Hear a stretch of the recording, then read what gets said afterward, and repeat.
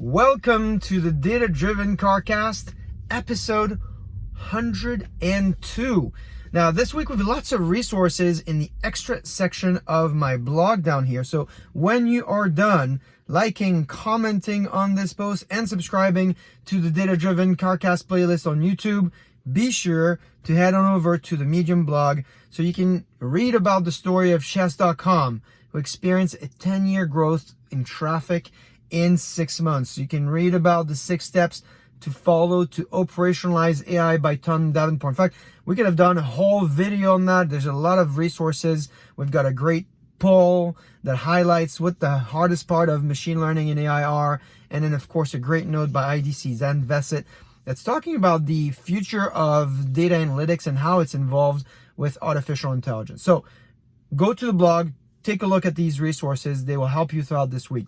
Today, we are going to start with one of the most popular LinkedIn posts I've seen on LinkedIn on the topic of data. This one is by our friend Ravit Jain.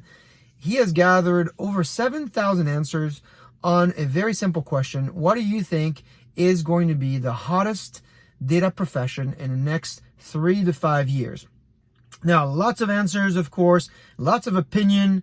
Is it going to be the data scientist? Is it going to be the data analyst? Is it going to be the data engineer? And there are lots of changes predicted by the community. So you still have time to vote. Make sure you head on over to the blog, as I said, and make sure your voice is heard. So now we talked about things that are potentially going to change. I want to shift to things that are most likely not going to change, and that's data management, data analytics governance, data quality. And the reason for why I'm bringing this up is because there's 2 resources at least this week you should pay attention to. The first one is the Gartner hype cycle for data analytics governance and master data management is out. So if you're a client of Gartner, this is something I would go on and read immediately.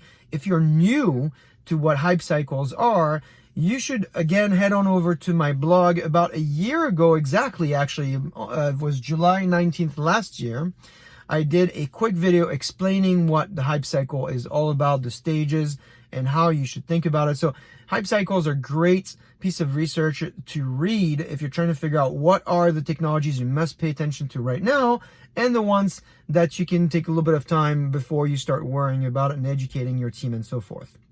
Now, the second part of data management this week that you should pay attention to, and my friend Scott Taylor is going to be happy about this one, is MDM 3.0. What does MDM 3.0 stand for? You're probably thinking Master Data Management. It's in fact the Master Data Marathon. It just got announced and you can sign up for it. It's 26.2. So if you like to run marathons, 26.2 hours on everything about data. It's in September 29th and 30th, and it's hosted, moderated by Scott Taylor, who is very lively, entertaining, and has a lot of things to say. Scott Taylor, someone you should follow if you're not already connected with him. You're going to want to check that out.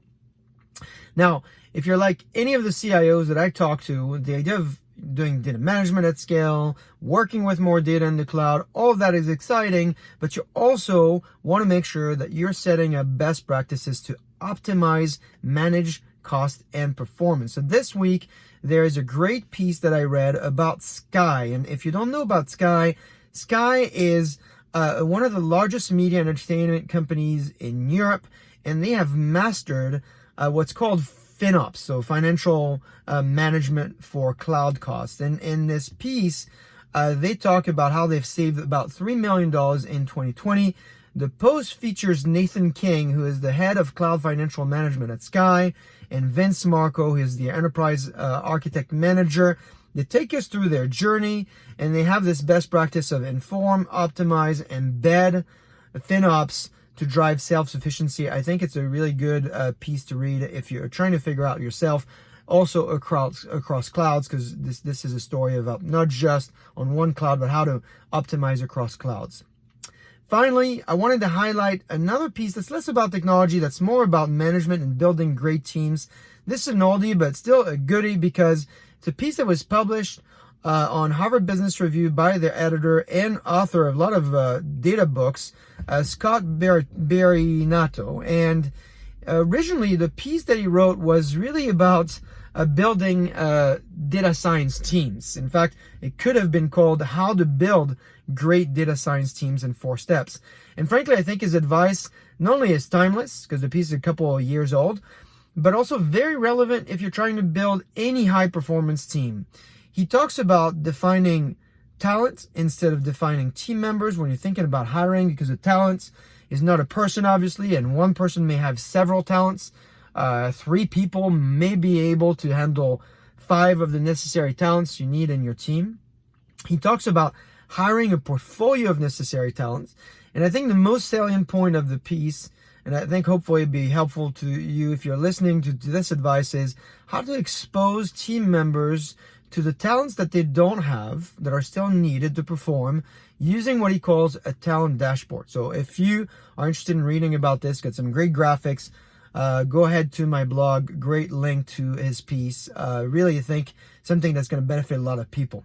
So that's it for this week. We talked about data management. We talked about cost. We talked about optimization. We talked about AI. Like I said, lots and lots of great things to go take a look at on my blog. I hope you are going to comment, like, and let me know what I need to talk to and about next week. I hope you have a great week, and all of this is going to set you up to start your week on a great note, and I will see you next week.